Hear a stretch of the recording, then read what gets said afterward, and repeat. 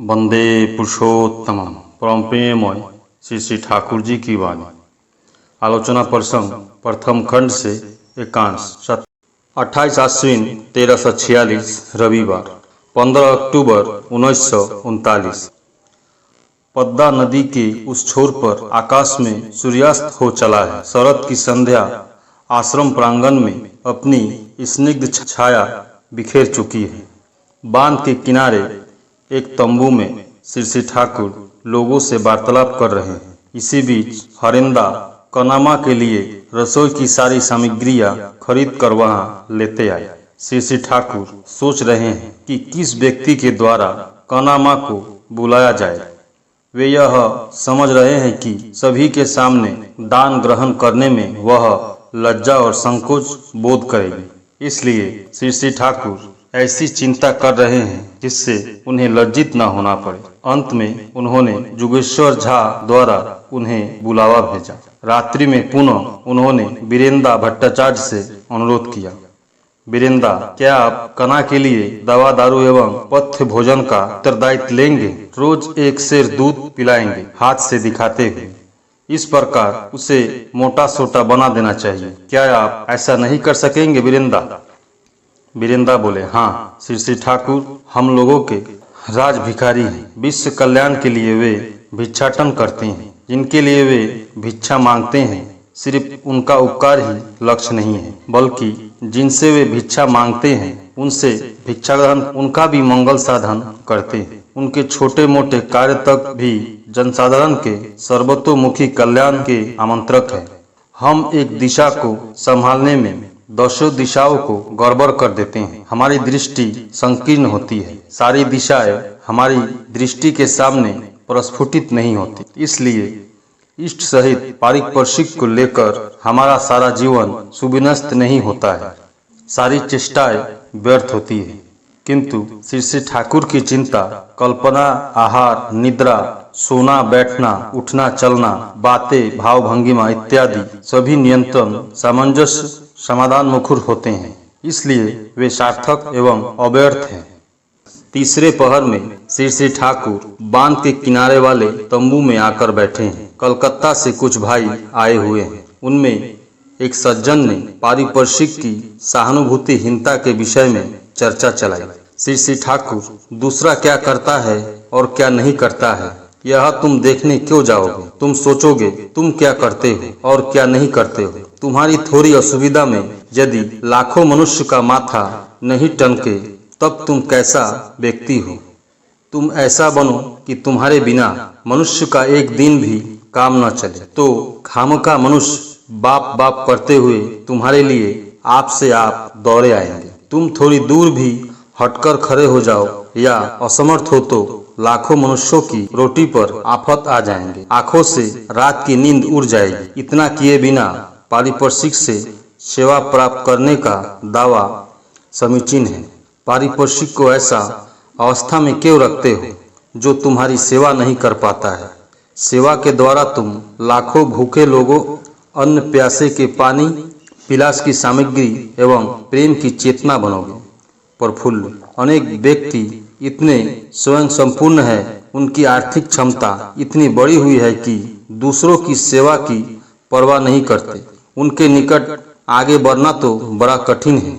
उनके साथ क्या करना चाहिए? श्री श्री ठाकुर, यदि वे अपने घर के चारों ओर 10 हाथ की चार दीवारी दे डाले तो भी तुम्हारी सेवा वृद्धि इतनी तीव्र होनी चाहिए जिससे तुम अनुरूप में उनके अंदर से उनके निकट पहुंच सको। दूसरों ने क्या किया यह देखना नहीं है, अपनी ओर देखोगे। समझोगे कि जितनी बानियां एवं नियम कानून है वे दूसरे के लिए नहीं बल्कि तुम्हारे लिए है। इसलिए पहले अपने आप को ठीक करोगे। एक भाई ने जब यह कहा कि उन्होंने चोरी नहीं की थी, फिर भी परिस्थिति के दबाव में आकर बाध्य हो उससे मुक्ति पाने के लिए उन्हें यह स्वीकार करना पड़ा कि उन्होंने चोरी की है। इस प्रसंग में श्री श्री ठाकुर ने उनसे कहा, तुमने चोरी नहीं की है, फिर भी सभी के भय से तुमने यह स्वीकार किया कि चोरी की है। यह तुमने अच्छा नहीं किया। ऐसा भाव रहने से बहुधा आदर्श के प्रति विश्वासघातकता करने की प्रवणता आती है। ऐसा तभी कर सकते हो जब तुम्हारे ऐसे कार्य से दूसरे का उपकार होता है। तुम बर्दाश्त कर सकते हो और दूसरा बर्दाश्त नहीं कर सकता है। श्री श्री ठाकुर ने रात्रि में कहा, पशु जीवन में भी हम देखते हैं कि स्त्री पुरुष को आमंत्रित करती है। यो तो पुरुष उदासीन रहता है, किंतु स्त्री जो ही कामातुर होती है त्यो ही पुरुष पागल हो उठता है। मनुष्य के साथ भी यह बात लागू होती है। यदि स्त्री के द्वारा आमंत्रण किए बिना पुरुष यौन संपर्क में लिप्त होना चाहता है तो स्त्री उसे पसंद नहीं करती है, भीतर ही भीतर प्रत्याख्यान करती है। ऐसे पुरुष की वह अश्रद्धा करती है, सोचती है क्या इसलिए तुम मेरे पीछे पीछे घूमते हो। इसके फलस्वरूप पुरुष और नारी दोनों ही और शारीरिक और मानसिक अधोगमन करते हैं। संतानादि भी प्राण स्पंदन में दुर्लभ होती है। ऐसे संगम के फलस्वरूप प्राय लड़का की जगह लड़की होती है। ऐसी मेरी धारणा है। पुरुष को स्त्रियों द्वारा पूजित होना चाहिए। वैज्ञानिक अनुसंधान के विषय में चर्चा चलने पर श्री श्री ठाकुर ने कहा, पृष्ठ प्रांता नहीं रहने से अनुसंधान नहीं होता है। अनुसंधान करने के लिए खासकर कुछ चारित्रिक गुणों की आवश्यकता है। पृष्ठ प्रांता के माध्यम से ही उनका उद्भव होता है। किसी जगह ठीक तरीके से अनुसंधान और उनके संपर्कित याजन होते रहे तो वही अनुसंधान का मनोभाव देश में फैल जाता है और ऐसे अनुसंधान के फलस्वरूप जो सूक्ष्म तंत्र निकलते हैं उनका व्यवहार करते करते भी मनुष्य की उन्नति होती है। यदि कोई व्यक्ति 10 वर्षों तक माइक्रोस्कोप का व्यवहार करता है तो उसकी आंखों की शक्ति भी तीव्र हो जाती है। पारिपार्श्विक की सेवा के बहाने बदुआ हम माँ बाप या गुरुजन और परिवार के प्रति कर्तव्य करने में त्रुटि करते हैं। उस विषय में आज तीसरे पहर श्री श्री ठाकुर ने कहा, परिवार का या निकटतम परिवेश का जहाँ से मनुष्य का अन्न जुटता है उनकी सेवा करने के बजाय बाहर के लोगों की सेवा करना निरर्थक है। प्रथम तो वहाँ की सेवा करने की आवश्यकता है, तभी तो उपेक्षा किया जा सकता है। जब इष्ट कार्य करने के बाद और समय नहीं मिलता है, समय एवं मौका रहने के बावजूद उल्ल कार्य के बहाने कर्तव्य और दायित्व को टालते जाना ठीक नहीं है। संध्या में श्री श्री ठाकुर बांध वाली चौकी पर बैठे हैं। अनेक व्यक्ति निकट में थे। कलकत्ता के एक व्यवसायी सज्जन ने पूछा, हम कैसे सफल हो सकते हैं।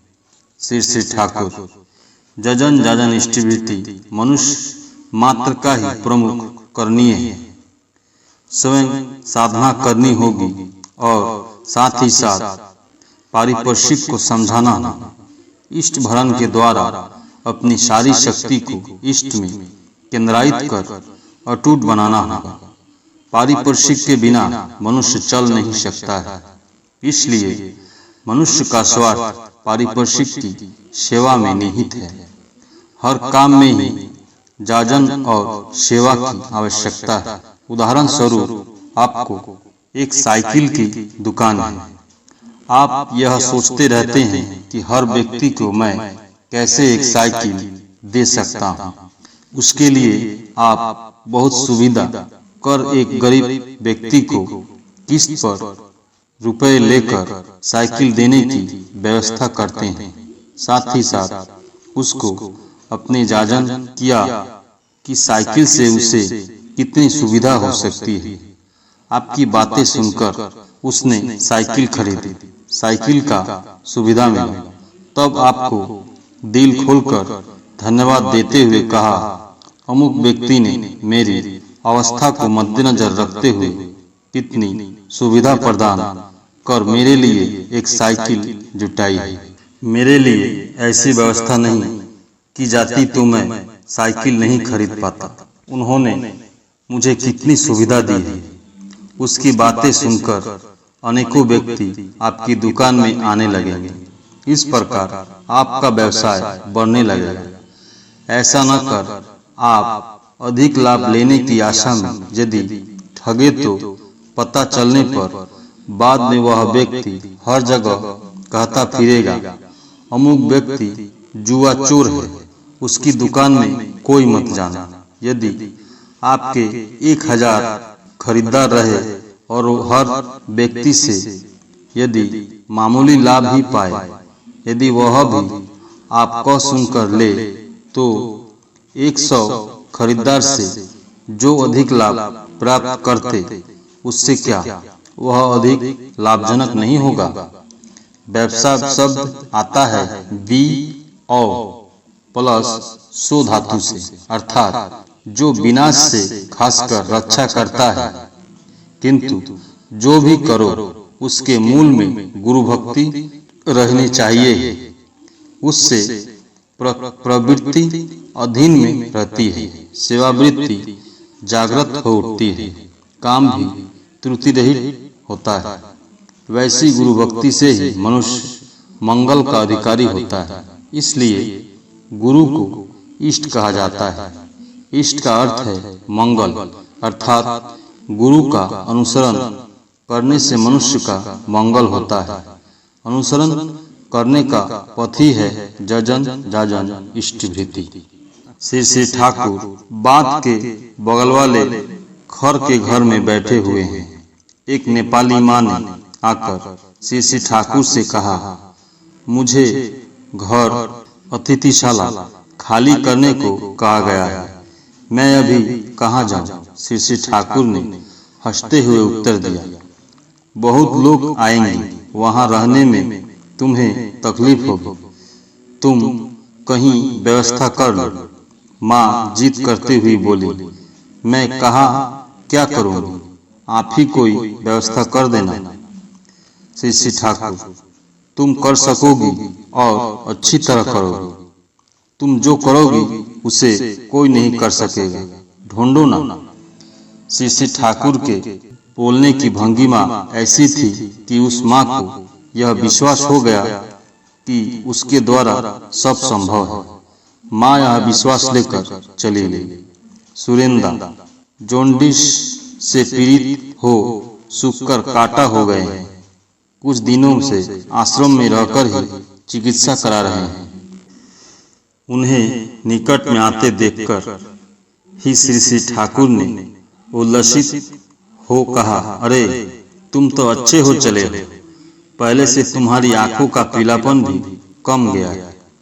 उपस्थित लोगों से पूछा, क्या कहते हो, बहुत अच्छा है ना? सभी ने कहा हाँ। देखते ही देखते सभी लोगों की आंखों के सामने मानो वे बहुत चंगा हो उठे। उस भाई के पेट से बहुत तरह की किरमी गिरती है, इसलिए श्री ठाकुर ने शौचालय में विधि के अनुसार किरासन तेल देने कहा, जिससे उड़ते हुए जीवाणु दूसरे पर आक्रमण नहीं कर सके। अभिजात बोध के विषय में श्री ठाकुर ने कहा, हमारे भारद्वाज बड़े या पदार्वित या रासायनिक हो सकते हैं, किंतु प्रधानतः वे ऋत्विक हैं।